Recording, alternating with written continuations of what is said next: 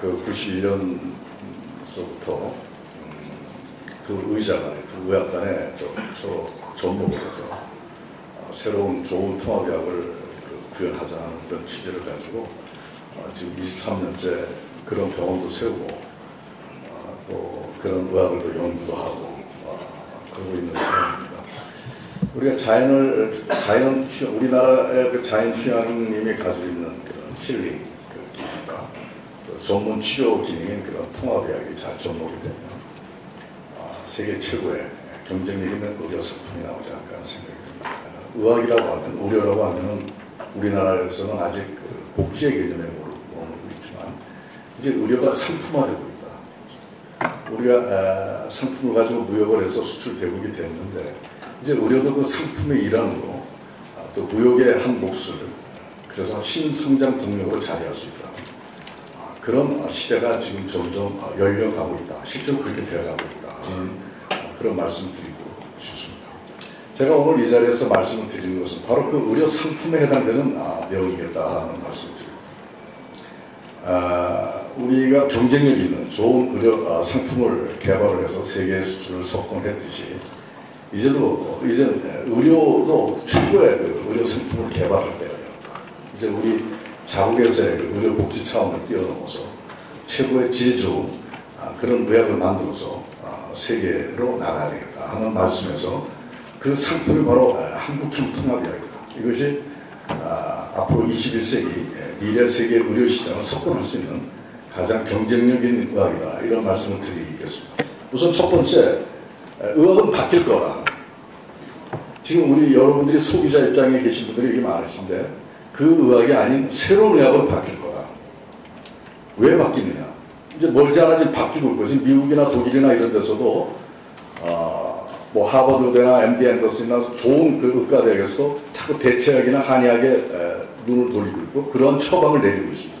새로운 치료의 솔루션으로 지금 다른 의학, 기존의 서양의학에서 벗어나고 있다라고 하는 것을 지금 우리가 볼 수가 있는데 앞으로 반드시 의학은 바뀐다. 그 의학적 근거로 뭐가 있냐면 그동안 우리 세계 의학을 주도해왔던 종주국이라고 할 수 있는 미국과 독일, 일본 이런 위주의 서양의학이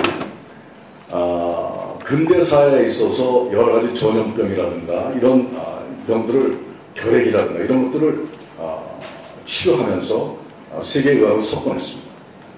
그것은 현미경적인 시각과 또 해부학적인 시각을 가지고 이러한 질환들을 극복할 수 있는 메리트가 있음으로 해서 됐는데 이제는 그런 현미경적 의학이라든가 해부학적 의학 가지고는 앞으로 우리가 지금 닥치고 있는 암이라든가 여러 가지 만성 악성 질환들을 대처하기는 부족하다. 그리고 서양의학은 생물학적인 의학, 인체를 고깃덩어리로 보는 경향이 있다. 그러니까 정신적이고 영적인 인간의 그 통전적인 그런 어떤 생명 개념을 일부는 무시하고 결여된 개념 속에서 생물학적인 의학으로만 가다 보니까 인체를 온전하게 치료할 수 있는 기능이 부족하다. 근데 이런 의학 가지고는 지금 여러 가지 복합적인 원인에 의해서 생기는 만성 악성 질환을 대처하기는 역부족이다. 그리고 서양의학은 보이는 것만 가지고 질환의 개념 속에 크라이테리아 속에 집어넣죠. 근데 인체라고 하는 것은 보이지 않는 개념이 더 많다는 거예요. 지금 우리가 뇌파다, 기능적인 거, 심신의학이다 이런 모든 것들이 구체적성을 가지고 과학성을 가지고 증명할 수 없는 그러한 기전들이 우리 내부에서 이루어지고 있는 것에 대한 안목이 없다. 이런 의학 가지고는 지금 막 닥쳐오고 있는 지금 암도 막 폭증하고 있고 당뇨병도 막 늘고 있고 갑상선 질환, 우울증, 뭐 피부질환 이런 것들이 지금 막 늘어나고 있는데 이런 의학을 대처하기는 역부족이었다. 그러다 보니까 암을 치료하는 암 시장, 치료 시장에서 암이라고 하는 것을 공격적으로 대처하다 보니까 암만을 제거하는 형태로 치료하다 보니까 면역 능력에 대한 손상을 유발함으로써 재발된다든가 전이되는 그런 우를 범하고 있는 것이 현 실정이라는 거죠. 그리고 당뇨병만 하더라도 그렇습니다. 당뇨병도 혈당만 내려주거나 인슐린을 투여하는 형태, 좀 인위적인 그런 그리고 그런 치료를 하다 보니까 스스로 인슐린을 생산하는 프로덕션 기능이 떨어지거나 스스로 혈당을 조절하는 능력이 감퇴가 돼가지고 나중에 그런 약의 의존성으로 인해가지고 스스로 당뇨를 조절할 수 있는 그런 기능이 상실이 되죠. 그러다 보니까 생기는 세컨더리 디시즈 때문에 돌아가시게 되는 그런 당뇨 치료에 있어서도 너무 인위적으로 하는 치료에 지금 위주로 되어 있다. 그 다음에 또 외감 질환도 마찬가지입니다. 얼마 전에 그 H1N1이라고 하는 그 신종 바이러스여가지고 세계가 떠들었었는데, 그러한 외감성 감기 질환도 바이러스를 죽이는 그런 형태로만 되어 있지, 그 바이러스에 대항하는 숙주의 기능을 고려하지 않는 의학이에요.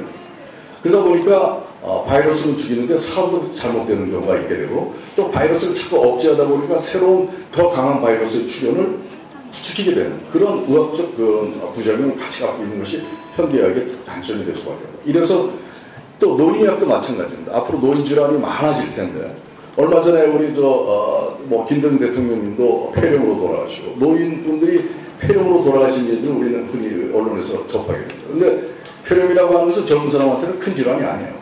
근데 왜 그러한 큰 질환이 아닌 질환이 노인에게서는 사망으로 직결되는 직접상이 되느냐 하는 것에 대한 이유가 뭐냐면, 면역 기능을 고려하지 않는 항생 욕구나 소위 공격적인 욕구들이 노인의 면역 기능을 손상시킴으로 해서 병도 잡고 사람도 잡게 되는 그런 우를 범하게 된다는 거죠. 그래서 새롭게 대두되고 있는 노인 질환에 대한 면역적인 부분을 고려한 새로운 의학이 탄생이 된다. 그런 이러한 의학적 필요성이 지금 우리 의료계에는 지금 많이 서서히 하는 새로운 단어로 제시되고 있고, 이러한 의학이 절실한 상황이 됐고, 이러한 의학을 갖고 있는 나라가 세계 경쟁력 있는 의학을 수여하게 되는 것이다. 이렇게 얘기할 수가 있습니다. 그래서 이제 앞으로는 저희가 얘기하는 통합의학을 통해서 이루어지는 그런 치료의 양식을 얘기한다면, 암을 치료하더라도 서양의학이 배제돼서는 안 된다는 뜻이지만, 공격적인 암을 제거하는 쪽에서와 함께 이런 면역 기능을 살려가면서 사람도 살고 암도 죽이는 그런 커뮤니케이션 세라피가 앞으로는 필요하다는 얘기입니다. 그래서 두 의학이 전문적으로 잘 융합이 된 새로운 의학을 통해서 그런 악성 질환도 극복할 수 있는 길이 열릴 수 있게 될 것이고, 그 다음에 당뇨 같은 경우도 자꾸 혈당만 인위적으로 내린다거나 아니면 인슐린만 투여해서 스스로의 인슐린 조절 생산 기능이라든가 그 혈당을 조절하는 그런 기능이 상실되는 형태에서보다 스스로 조절 능력을 키워나가는 그 혈당이 떨어지고 혈당이 올라가고 그 인슐린 생산이 안 되는 그 배경을 찾아가지고 거기에 접근하는 약들이 동시에 하모니제이션 됐을 때 스스로의 조절 능력을 통해서 당뇨도 얼마든지 평생 약을 먹고 조절하는 병이 아니라 극복할 수 있는 병으로 우리가 나갈 수 있다.